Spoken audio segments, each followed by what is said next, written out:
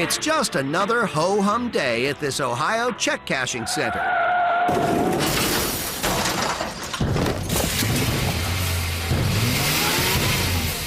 So what? It was like a shortcut to like the next street over? Just go through the storefront? Dude, off-road trucking doesn't actually mean through a check cashing place.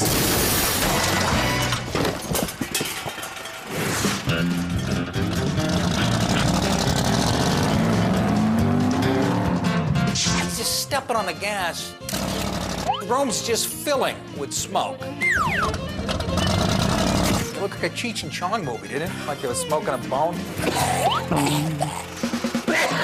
So bored. I felt for the woman who was working. She's sitting there, you know, minding her own business. Oh, it's such a quiet day. Nothing ever happens at this check cashing store. Oh my God!